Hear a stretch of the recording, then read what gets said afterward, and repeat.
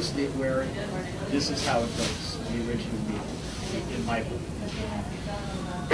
The day was somewhat overcast as Watson and I began our journey to the falls. I must say that a deep sorrow lay upon me. I could not predict whether my attempt to draw the tiger would succeed, nor could I know in advance if my trap would succeed. I only knew that I was running a great risk, since I myself was to be the bait. My design was to appear utterly alone, since I could not imagine that the professor would imagine me to be so careless. I could only hope that his eagerness to come to grips with his pen matched my own, and would overcome his suspicions. Of course, to appear defenseless would not work unless, in fact, there must be no cover where Inspector Gregson or some other source of support might spring to my aid and arrest Moriarty. I must also appear unaware or unconcerned that Moriarty was on the scene, and I must provide perverse cover so that he might approach. I found that what I wanted on the narrow pathway to the Rocky Falls. How long I would have to wait after Watson's departure in answer to my ruse to take him from my side, I could not then have said. I was prepared to await events. How surprising it was, therefore, when I had scarcely accustomed myself to the thunderous roar of falling waters, when I should find that the professor had appeared like a wraith a few feet from where I stood gazing into the abyss. Clearly, he had so far anticipated me that my approach had been observed, and he could see that I was indeed alone. I was armed, of course, but as I did not expect the professor to shoot me down from cover like an assassin without warning, my weapon was neither drawn nor pointed. This may have been foolish, but my entire scheme depended upon my being able to challenge the professor to undertake the proposal I had elaborated in my mind before we ever left London. I turned to the professor with a smile, therefore, and addressed him. I'll do my best to be the evil Professor Moriarty. Ah, my dear professor, you are a bit late, but here you are at last, and alone, I see. Our position is roughly the same as it was then, when we had our little discussion in my rooms at Baker Street. The professor glowered at me. Yes, when you recall that I promised to bring destruction upon you if your pursuit of my organization was successful, and you brought about my destruction. That was the very point that I wished to raise with you at the time, you will recall. Evidently, you are still of the view that your organization had a future, and you still labor under the idea that your own identity is coextensive with that organization.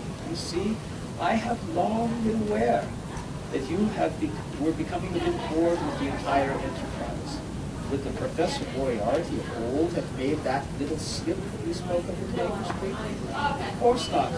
This entire business was engineered by you to provide an opportunity for a little London house cleaning of men who were becoming as dangerous to you as you for me.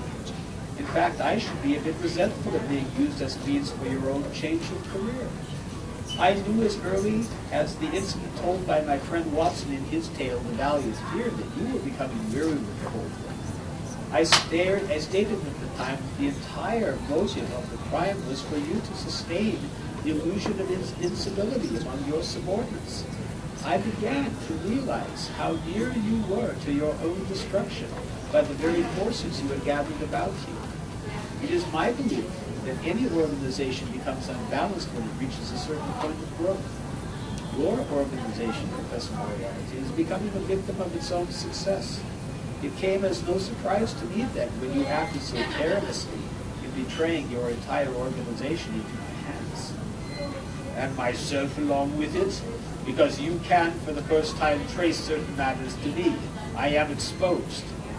Nonsense, Professor Moriarty. All that I know and can prove is that a certain gravitational field exists which explains the behavior of your subordinates, but that you are that gravitational field would require a leap across empty space. It is the particularity of our legal system that it requires a chain of evidence. The law makes no leaps. I could never succeed in bringing you to justice in court, and I believe that you know it. It is time we lay our cards on the table.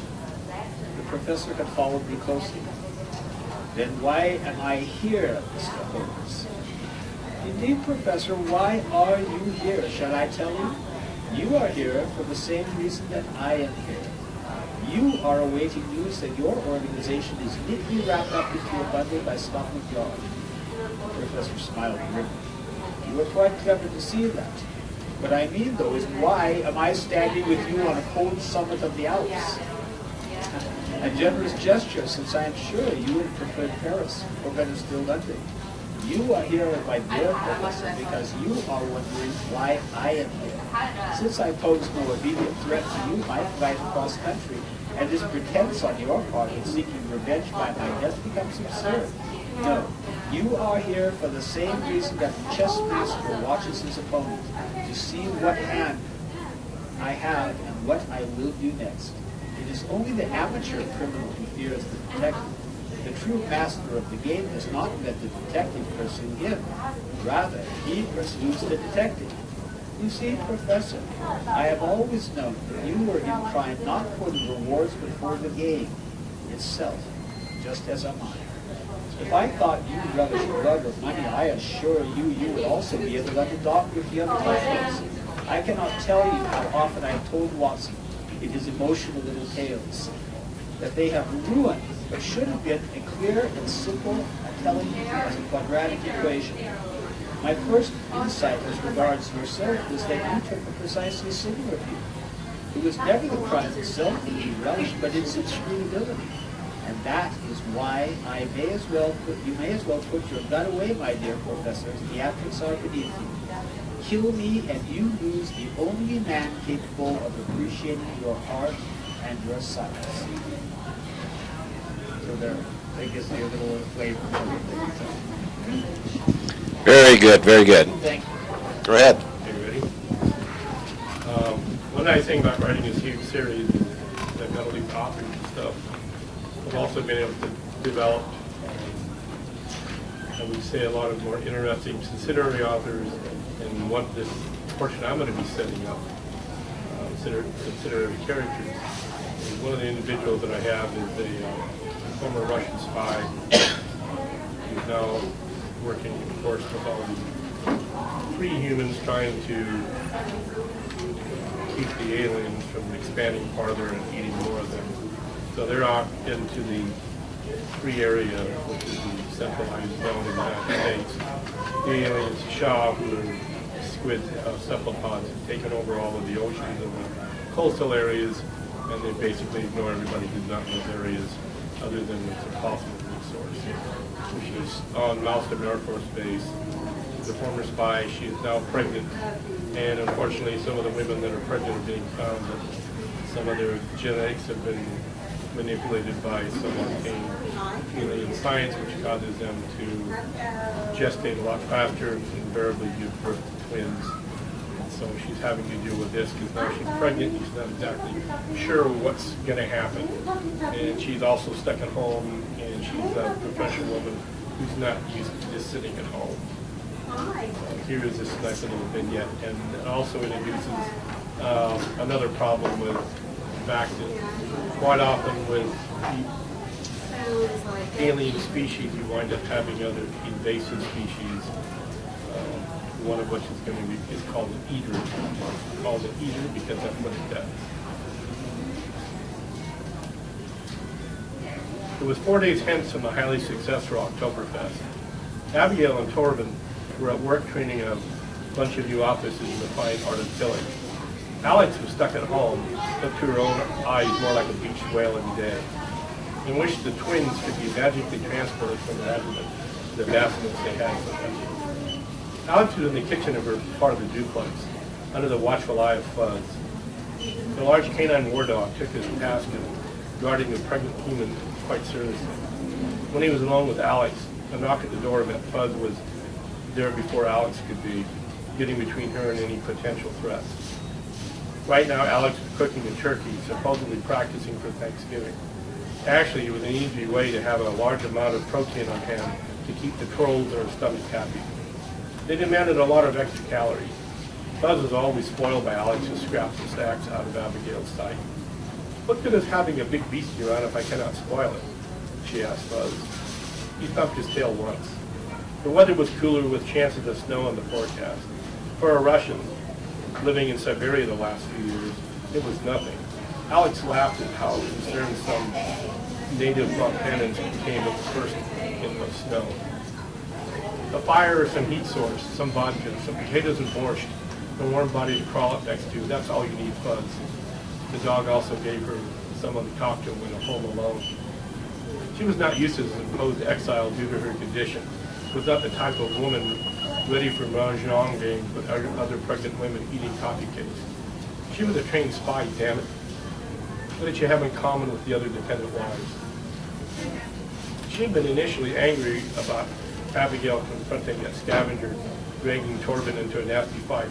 When she found out what had happened in Evanston, Alex had told Abigail, "Next time, wait until I've given birth. I would love to cut that one's testicles off." If Scarface and the one named Baker had disappeared, she might still get a chance. Torben had tried to get all big brother with Abigail. But Alex came to her defense and explained the anger of women feels when someone tries to manhandle their private parts. An argument ensued, leading to loud voices. Buzz had walked up, letting out a large rumbling bark. The humans turned to look at him, and he was staring at them, a bit agitated. "I think Buzz is trying to tell you he does not like us arguing," Abigail said. "I think he sees it adversely affecting the unity of the pack." Torben snorted. "That's all we need, a four-legged combination referee and marriage counselor." But they did stop arguing. The problem was both Alex and Torben were hard-headed, stubborn, and opinionated. Alex sighed.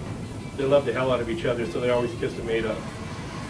Alex's pregnancy had limited their lovemaking, which also frustrated her. She had looked at her large stomach. "Trolls, you'd better hurry up and come out. As much as I love you, I miss my husband's affection." Buzz chose that moment to walk to the double sliding French doors in the backyard and gave her that "I need to go out" look. "Okay, my beastie, let's get you outside. Let me know when you want back in." She walked to the door, and I had to maneuver her stomach out of the way to open it. "You'd better appreciate this, my husband. I'm getting tired of carrying 2 bowling balls around in my stomach." Buzz went outside, and Alex shut the door. She then went back to checking on her turkey and some stuffing she was experimenting with. A couple of minutes later, the sound of breaking glass came from this bedroom in the front of the house. "What are you getting into, Fuzz?" she said as she motivated to the hallway. As she rounded the corner of the hallway and started down it, she remembered Fuzz was still outside as she heard him bark. Then, as it came out of the bedroom door, she saw the eater. Alex screamed in fear and anger. How did this thing come into her home? Reflexes took over, and she turned and made a grab for the hallway closet door, where a semi-automatic Saigo shotgun resided. Her large stomach with twins threw her off balance. She started to fall, but steadied herself with the doorknob. Then a clawed hand grabbed her left ankle. She fell, turning sideways, still holding on to the doorknob. She thus landed more on her back than her pregnant stomach. She looked and saw a teeth-filled maul not far from her captured foot. She howled, "No!" and began kicking with her feet at the face of the bug-eyed monster. Alex did not hear the breaking double-pane glass door, nor the sound of Fuzz around the corner. 1 minute the eater had a hold of her foot, pulled it towards her teeth. The next minute it was being propelled in the drywall of the hallway, 150 pounds plus of enraged canine, slamming his whole body weight into the alien creature. The eater was shoved completely into the wall and left a body-sized imprint. As the stunned creature started to slide out of the indentation, Buzz latched his jaws on what passed as its throat. A twisting jerk of the shoulder and neck muscles, which Buzz ripped the throat area out, blue-tinted blood splashing about. The eater slumped to the hallway floor. Then the budmate of the eater appeared.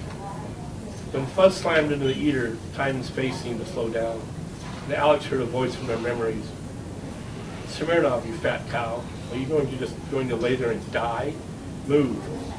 During her so-called spy training, she and other trainees had suffered under the administration of a training instructor who went by the name of Stalin. No one knew his real name. But every day he said, "You wussies and a-holes may hate me now, but what and how I'm in teaching you will save your sorry asses someday. Now move." cut and scarred. No one knew how many people he had killed. They just knew he was very good at it. Propelled by the remembered voice, Alex was on her feet. She threw open the closet door and grabbed the 12 gauge. Fuzz had met the second eater head on, not giving an inch. He reared up on his hind legs, his front claws clawing at the aliens. His teeth severed 3 clawed fingers of the eater's right hand as it tried to grab the word out of the muzzle. The creature let out a hollow screech and scream that Alex would never forget. It grabbed Fuzz with its clawed hands, trying to pull Fuzz's muzzle towards the open maw. Alex had to Saiga out now and saw the open maw. She knew that the eater could regurgitate highly corrosive stomach acid on the near prey, blinding and maiming it. Again, she saw in her mind's eye Stalin slamming him around during bayonet training. Thinking it would always be easily shoot the enemy? Think again. Now watch, you will thank me one day. Automatically, she went into a high throat thrust up and over Fuzz into the left eye of the eater. She had no bayonet on the weapon, but she had a heavy steel barrel. She stabbed it into the eye, ochre eye liquid squirting out. As the eater began to scream again, she pulled the trigger. What passed through the brain and skull of the 6-limbed monster was expelled out into the hallway walls. The recoil almost jerked the shotgun from her grasp. But, pregnant or not, Alex was a strong woman. She hung on, bringing it back towards her for another thrust. It was not necessary. The eater collapsed like a deflated balloon. Sudden silence over the harsh breathing of Fuzz and Alex. No more creatures appeared. Alex plumped down next to Fuzz. She threw her arms around the canine's neck, began to blubber and cry in Russian, Ukrainian, and English. You big effing wonderful beast, you. You saved me and my unborn children. You fantastic dog, I love you. Then she noticed the red blood that was not hers. She began to scream and wail as she realized her 4-legged savior was hers. She did not hear the front door glass window shatter. No, the voice of a brave young woman who managed to climb through the opening she had created. Major Smirnoff, the young officer's wife, Sue Brown, called as she ran to the hallway corner and saw the screaming, crying woman, the bleeding dog, the dead eaters. Call 911, Alex screamed. It's dead thing. All right, Brian, you got an excerpt down there you want to read, or shall we just go straight to questions? I didn't really plan on one. I guess I'm back. All right, well then let's... JV, so. Yeah, I doubt that. You've got a movie coming. Yeah, I've seen All that right. post. Very good. So we're going to let Mark take over here. He has questions for us, and if we're willing, we will answer questions, and then we're going to turn this over to you, the audience, and let you ask us questions too. Now, because of the situation where the microphones are actually for the cameras, we do ask that you do take the camera with you, or the microphone with you, so that we can actually hear what's going on. Okay, we just always come up as part of Kitsap Literary Artists and Writers every time we do our interviews on BCAT. We try to come up with some basic questions and just to get the conversation going with the authors that we interview. So came up with a few. Most of them have more of a generalized idea about writing. So if anybody cared to answer the first one, which is, how did you become interested in writing in your specific genre? And I think Tom here just stuck his hand up. This is a perfect question because I actually brought the prop along with. I went scouring through the bookstore and found a copy of F. Scott Fitzgerald's works, who wrote The Great Gatsby, and many of the great 1920s, captured the spirit of the 20s kind of books. And notice that they caught, in this volume, they caught all that Art Deco kind of look of the era. But what's impressive to me is this is a classic. And you say, well, you know, how do you get to be a classic? And you think, well, you have to say something about human nature that successive generations find relevant. And Scott Fitzgerald did that. Now, that wasn't the way it was always perceived. In the 1930s, Scott Fitzgerald, his books were out of print. His wife was in an asylum in North Carolina. He was a major alcoholic. And he figured it was all over. he found kind of solace in Hollywood to write scripts, but from what he had set out to be, this wasn't what he had in mind. But what's intriguing is now Barnes & Noble will publish a really heavy, solid-looking volume and he's a classic.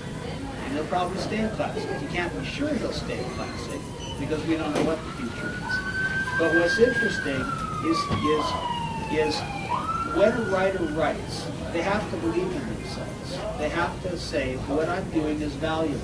I have a special little witness that I'm bringing forward. And for Scott Fitzgerald, it was the way he wrote. One of his best books, The Great Gatsby, it wasn't a good seller. He did better with some of his other books. So the reason I bring this all up is because what I wanted to do with my book was I wanted to write a classic. And that sounds so preposterous. How do you write one book? It's your first book. It's a long book, 830,000 words. Mark and I are in this marathon thing about who can write the longest books, you know. But the point was that I said, if I'm going to take the kind of time it takes to write, and only someone who's done it knows how hard writing is. And if you get 1,000 words out in a day, you've done well. And that may have eaten up half your day to do it. So people don't do this just for, you know, if you wanted to do this for ego, there's so much better ways to get your ego stroked than this. Authors have to go take a lot of guts, and they always have. And they do it because they believe in what they're doing. And so when I say genre, my genre was to write a classic on a theme that had been completely explored. You'd think, because Sherlock Holmes is not only the most recognized fictional figure in the world, but on top of that, there's been a million wannabes. So I was writing a book, and I said, well, how can I do it different? And I said, I can do it by writing a book, asking all the difficult questions in life. And that's why it takes 830,000 words to do it. It's got a lot in it. It's not an adventure story. It's really a philosophy book in a detective format. So anyway, and oftentimes I'll have talks with my publisher and we talk about, you know, he says, well, what about the appeal? What about, does it have mass appeal? I said, it has appeal to one reader at a time if you're the right person to read the book. And that's all it has to do. That's all any writer can do. You write the best book you can, the best way you know how to write it, and after that, the book's on its own. And that's what we're about here today. So thank you. Brian, yes. You got to hand him one down there. You got to say something now. Yeah.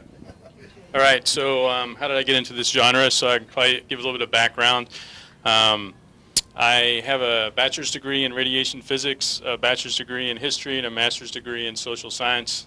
I did 23 years in the Navy, including 12 enlisted, rose to the rank of Chief Petty Officer, and then I was commissioned and retired as Lieutenant Commander, so it's really hard for me to not write military science fiction and have all that stuff together. So I think the social science master's degree really helped with world building, and that's what I really want to do with these stories, is focus on the human element and the human decisions that go into kind of these big decisions that are made, and how cultures are formed, and how people's identity are based off of that culture. So.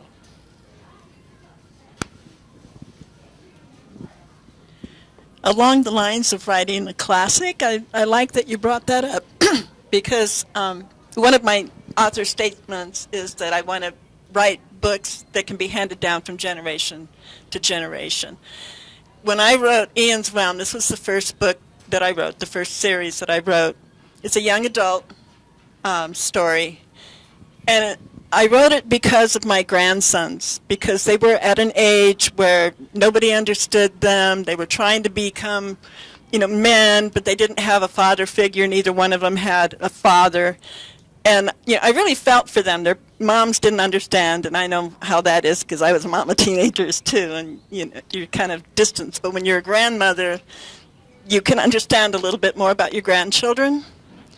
And I'm a lover of the classic fantasies. I love Lewis Carroll, Alice in Wonderland, and Peter Pan, and all those stories that they take you into another world, but they also have a lesson in there, a theme in there about growing up, coming of age. And in this story, we have a boy who has to tackle a dragon, and I knew my grandsons had to tackle these dragons in their lives. And there's a relationship between the boy and his father in this story. The father is not the perfect father, and the boy has to overcome the fact that his dad is not the perfect person that he thought that he was. And I wanted to teach my, not teach because I'm not banging anybody over the head with it, because it's an adventure story, it's a fun story, there's pirates in it, there's little computer characters that come to life, there's humor in it, and there's also some, some drama and some tragedy as well. And those are all things that people face, that these young people have to face as they're growing up. And that's the story that I have for them. And I think it can be handed down from generation to the next because of that. All right, why are you writing, Jeff? Why am I writing? Well, I write because I enjoy it. I think that in order to produce a book that people are going to enjoy, you have to enjoy it. And I really enjoyed writing this story, or as I tell people, the story wrote its way through me because it wasn't a chore. It was something that I did out of the enjoyment of the process. And I think that's something that we all want to encourage people to do, is to read because they enjoy it. To read not necessarily